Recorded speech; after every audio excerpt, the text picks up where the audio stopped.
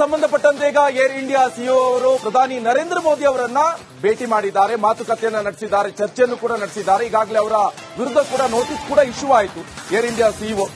ಸದ್ಯ ಪ್ರಧಾನಿ ಮೋದಿ ಅವರನ್ನ ಭೇಟಿಯಾಗಿದ್ದಾರೆ ಏರ್ ಇಂಡಿಯಾ ಸಿಇಒ ಅವರು. Air India CEO Campbell Wilson ಭೇಟಿಯಾಗಿದ್ದಾರೆ, ಚರ್ಚೆ ನಡೆಸಿದ್ದಾರೆ, ಮಾತುಕತೆ ನಡೆಸಿದ್ದಾರೆ. ಯಾಕಂತ ಹೇಳಿದ್ರೆ ಇದಕ್ಕೆ ಕಾರಣ ಏನು? ತಾಂತ್ರಿಕ ಕಾರಣ ಇರಬಹುದಾ ಅಥವಾ ಸರಿಯಾದಂತ ಮೇಂಟೈನ್ ಮಾಡಿಲ್ವಾ ಈ ವಿಮಾನವನ್ನ ಎನ್ನುವಂತ ಪ್ರಶ್ನೆ. ಯಾಕಂತ ಹೇಳಿದ್ರೆ ಈ ಹಿಂದೆ 6 ತಿಂಗಳ ಹಿಂದೆ ಸಮಸ್ಯೆ ಉಂಟಾಗಿತ್ತು ಈ ವಿಮಾನದಲ್ಲಿ. ಸೊ ಅದಾದ ನಂತರ ಎಲ್ಲ ಚೆಕ್ ಮಾಡಿಬಿಟ್ಟು ಎಲ್ಲ ಸರಿಯಾಗಿದೆ ಅಂತ ಹೇಳ್ಕೊಂಡು ಸಿಇಒ ಸರಿಯಾಗಿದೆ ಅಂತ ಹೇಳ್ಕೊಂಡು ಮಾಹಿತಿಯನ್ನು ಕೊಟ್ಟಿದ್ರು. ಅದಾದ ನಂತರ ಮತ್ತು ವಾಪಸ್ ಏರ್ ಇಂಡಿಯಾ ವಿಮಾನ ಚಾಲ್ತಿಯಲ್ಲಿ ಶುರು ಆಯಿತು. ಇದೇ ವಿಮಾನ 6 ಮಂತ್ ಬ್ಯಾಕ್ ಇದೇ ಸಮಸ್ಯೆ ಉಂಟಾಯಿತಂತೆ. ಅದಾದ ನಂತರ ಮೊನ್ನೆಷ್ಟೇ ದೆಹಲಿಯಿಂದ ಅಹಮದಾಬಾದ್ಗೆ ಬರುವಂತಹ ಸಂದರ್ಭದಲ್ಲೂ ಕೂಡ ಒಬ್ಬ ಪ್ರಯಾಣಿಕ ಇದ್ರ ಬಗ್ಗೆ ಕಮೆಂಟ್ ಕೂಡ ಮಾಡಿದ್ದಾನೆ. ಟ್ವಿಟರ್ ನಲ್ಲಿ ಸಾಕಷ್ಟು ಅಭಿಪ್ರಾಯಗಳನ್ನ ಹಂಚಿಕೊಂಡಿದ್ದಾನೆ. ಎಸಿ ವರ್ಕ್ ಆಗ್ತಾ ಇಲ್ಲ, ಕೆಲವೊಂದು ಸ್ವಿಚ್ ಕೂಡ ವರ್ಕ್ ಆಗ್ತಾ ಇಲ್ಲ, ಲೈಟ್ ವರ್ಕ್ ಆಗ್ತಾ ಇಲ್ಲ ಅಂತೆಲ್ಲ ಕಮೆಂಟ್ ಕೂಡ ಮಾಡಿದ್ರು. ಏನ್ ಸಮಸ್ಯೆ ಇದೆ ಹಾಗಾದ್ರೆ?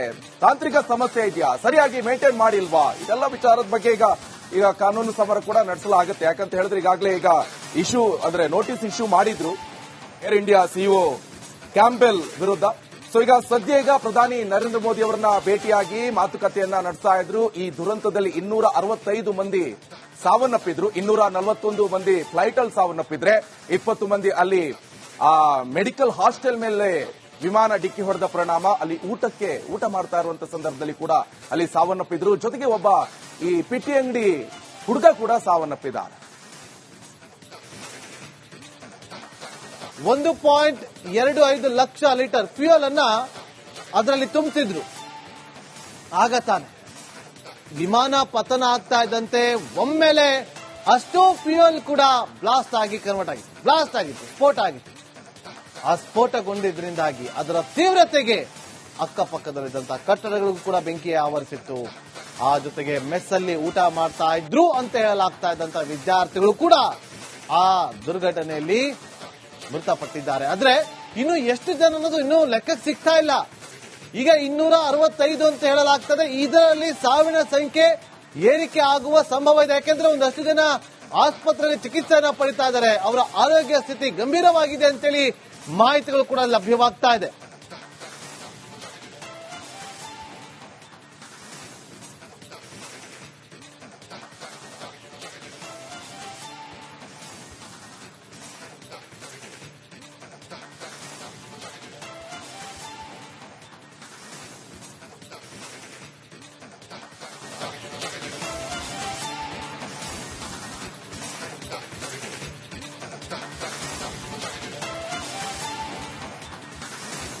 ಸಂಬಂಧಪಟ್ಟಂತೆ ಈಗ ಏರ್ ಇಂಡಿಯಾ ಸಿಇಒ ಅವರು ಪ್ರಧಾನಿ ನರೇಂದ್ರ ಮೋದಿ ಅವರನ್ನ ಭೇಟಿ ಮಾಡಿದ್ದಾರೆ, ಮಾತುಕತೆಯನ್ನ ನಡೆಸಿದ್ದಾರೆ, ಚರ್ಚೆಯನ್ನು ಕೂಡ ನಡೆಸಿದ್ದಾರೆ. ಈಗಾಗಲೇ ಅವರ ವಿರುದ್ಧ ಕೂಡ ನೋಟಿಸ್ ಕೂಡ ಇಶ್ಯೂ ಆಯಿತು ಏರ್ ಇಂಡಿಯಾ ಸಿಇಒ. ಸದ್ಯ ಪ್ರಧಾನಿ ಮೋದಿ ಅವರನ್ನ ಭೇಟಿಯಾಗಿದ್ದಾರೆ ಏರ್ ಇಂಡಿಯಾ ಸಿಇಒ ಅವರು. Air India CEO Campbell Wilson ಭೇಟಿಯಾಗಿದ್ದಾರೆ, ಚರ್ಚೆ ನಡೆಸಿದ್ದಾರೆ, ಮಾತುಕತೆ ನಡೆಸಿದ್ದಾರೆ. ಯಾಕಂತ ಹೇಳಿದ್ರೆ ಇದಕ್ಕೆ ಕಾರಣ ಏನು? ತಾಂತ್ರಿಕ ಕಾರಣ ಇರಬಹುದಾ ಅಥವಾ ಸರಿಯಾದಂತ ಮೇಂಟೈನ್ ಮಾಡಿಲ್ವಾ ಈ ವಿಮಾನವನ್ನ ಎನ್ನುವಂತ ಪ್ರಶ್ನೆ. ಯಾಕಂತ ಹೇಳಿದ್ರೆ ಈ ಹಿಂದೆ 6 ತಿಂಗಳ ಹಿಂದೆ ಸಮಸ್ಯೆ ಉಂಟಾಗಿತ್ತು ಈ ವಿಮಾನದಲ್ಲಿ. ಸೊ ಅದಾದ ನಂತರ ಎಲ್ಲ ಚೆಕ್ ಮಾಡಿಬಿಟ್ಟು ಎಲ್ಲ ಸರಿಯಾಗಿದೆ ಅಂತ ಹೇಳ್ಕೊಂಡು ಸಿಇಒ ಸರಿಯಾಗಿದೆ ಅಂತ ಹೇಳ್ಕೊಂಡು ಮಾಹಿತಿಯನ್ನು ಕೊಟ್ಟಿದ್ರು. ಅದಾದ ನಂತರ ಮತ್ತು ವಾಪಸ್ ಏರ್ ಇಂಡಿಯಾ ವಿಮಾನ ಚಾಲ್ತಿಯಲ್ಲಿ ಶುರು ಆಯಿತು. ಇದೇ ವಿಮಾನ 6 ಮಂತ್ ಬ್ಯಾಕ್ ಇದೇ ಸಮಸ್ಯೆ ಉಂಟಾಯಿತಂತೆ. ಅದಾದ ನಂತರ ಮೊನ್ನೆಷ್ಟೇ ದೆಹಲಿಯಿಂದ ಅಹಮದಾಬಾದ್ಗೆ ಬರುವಂತಹ ಸಂದರ್ಭದಲ್ಲೂ ಕೂಡ ಒಬ್ಬ ಪ್ರಯಾಣಿಕ ಇದ್ರ ಬಗ್ಗೆ ಕಮೆಂಟ್ ಕೂಡ ಮಾಡಿದ್ದಾನೆ. ಟ್ವಿಟರ್ ನಲ್ಲಿ ಸಾಕಷ್ಟು ಅಭಿಪ್ರಾಯಗಳನ್ನ ಹಂಚಿಕೊಂಡಿದ್ದಾನೆ. ಎಸಿ ವರ್ಕ್ ಆಗ್ತಾ ಇಲ್ಲ, ಕೆಲವೊಂದು ಸ್ವಿಚ್ ಕೂಡ ವರ್ಕ್ ಆಗ್ತಾ ಇಲ್ಲ, ಲೈಟ್ ವರ್ಕ್ ಆಗ್ತಾ ಇಲ್ಲ ಅಂತೆಲ್ಲ ಕಮೆಂಟ್ ಕೂಡ ಮಾಡಿದ್ರು. ಏನ್ ಸಮಸ್ಯೆ ಇದೆ ಹಾಗಾದ್ರೆ?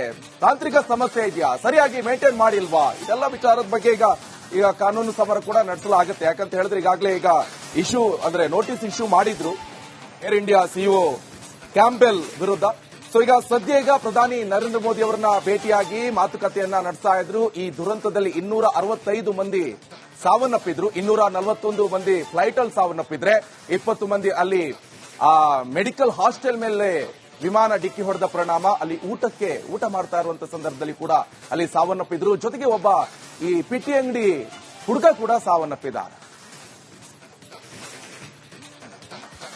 1.25 ಲಕ್ಷ ಲೀಟರ್ ಫ್ಯೂಯಲ್ ಅನ್ನ ಅದರಲ್ಲಿ ತುಂಬಿಸಿದ್ರು. ಆಗ ತಾನೆ ವಿಮಾನ ಪತನ ಆಗ್ತಾ ಇದ್ದಂತೆ ಒಮ್ಮೆಲೆ ಅಷ್ಟೋ ಫ್ಯೂಯಲ್ ಕೂಡ ಬ್ಲಾಸ್ಟ್ ಆಗಿತ್ತು, ಸ್ಫೋಟ ಆಗಿತ್ತು. ಆ ಸ್ಫೋಟಗೊಂಡಿದ್ರಿಂದಾಗಿ ಅದರ ತೀವ್ರತೆಗೆ ಅಕ್ಕಪಕ್ಕದಲ್ಲಿದ್ದಂತಹ ಕಟ್ಟಡಗಳಿಗೂ ಕೂಡ ಬೆಂಕಿ ಆವರಿಸಿತ್ತು. ಆ ಜೊತೆಗೆ ಮೆಸ್ಸಲ್ಲಿ ಊಟ ಮಾಡ್ತಾ ಇದ್ರು ಅಂತ ಹೇಳಲಾಗ್ತಾ ಇದ್ದಂತಹ ವಿದ್ಯಾರ್ಥಿಗಳು ಕೂಡ ಆ ದುರ್ಘಟನೆಯಲ್ಲಿ ಮೃತಪಟ್ಟಿದ್ದಾರೆ. ಆದ್ರೆ ಇನ್ನು ಎಷ್ಟು ಜನ ಅನ್ನೋದು ಇನ್ನೂ ಲೆಕ್ಕಕ್ಕೆ ಸಿಗ್ತಾ ಇಲ್ಲ. ಈಗ 265 ಅಂತ ಹೇಳಲಾಗ್ತದೆ. ಇದರಲ್ಲಿ ಸಾವಿನ ಸಂಖ್ಯೆ ಏರಿಕೆ ಆಗುವ ಸಂಭವ ಇದೆ. ಯಾಕೆಂದ್ರೆ ಒಂದಷ್ಟು ಜನ ಆಸ್ಪತ್ರೆಯಲ್ಲಿ ಚಿಕಿತ್ಸೆಯನ್ನ ಪಡಿತಾ ಇದ್ದಾರೆ. ಅವರ ಆರೋಗ್ಯ ಸ್ಥಿತಿ ಗಂಭೀರವಾಗಿದೆ ಅಂತೇಳಿ ಮಾಹಿತಿಗಳು ಕೂಡ ಲಭ್ಯವಾಗ್ತಾ ಇದೆ.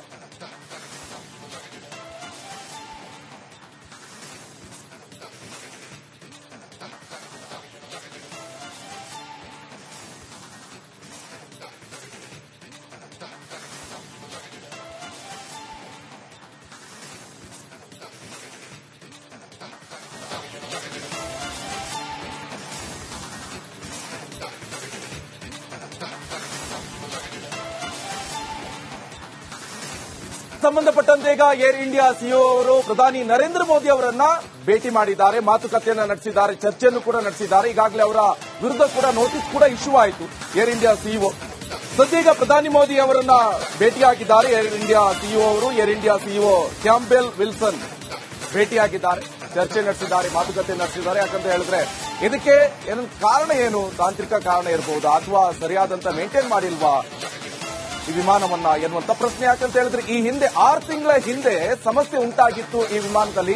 ಸೊ ಅದಾದ ನಂತರ ಎಲ್ಲ ಚೆಕ್ ಮಾಡಿಬಿಟ್ಟು ಎಲ್ಲ ಸರಿಯಾಗಿದೆ ಅಂತ ಹೇಳಿಕೊಂಡು ಸಿಇಒ ಸರಿಯಾಗಿದೆ ಅಂತ ಹೇಳಿಕೊಂಡು ಮಾಹಿತಿಯನ್ನು ಕೊಟ್ಟಿದ್ರು. ಅದಾದ ನಂತರ ಮತ್ತು ವಾಪಸ್ ಏರ್ ಇಂಡಿಯಾ ವಿಮಾನ ಚಾಲ್ತಿಯಲ್ಲಿ ಶುರುವಾಯಿತು. ಇದೇ ವಿಮಾನ 6 ಮಂತ್ ಬ್ಯಾಕ್ ಇದೇ ಸಮಸ್ಯೆ ಉಂಟಾಯಿತಂತೆ. ಅದಾದ ನಂತರ ಮೊನ್ನೆಷ್ಟೇ ದೆಹಲಿಯಿಂದ ಅಹಮದಾಬಾದ್ಗೆ ಬರುವಂತಹ ಸಂದರ್ಭದಲ್ಲೂ ಕೂಡ ಒಬ್ಬ ಪ್ರಯಾಣಿಕ ಇದ್ರ ಬಗ್ಗೆ ಕಮೆಂಟ್ ಕೂಡ ಮಾಡಿದ್ದಾನೆ.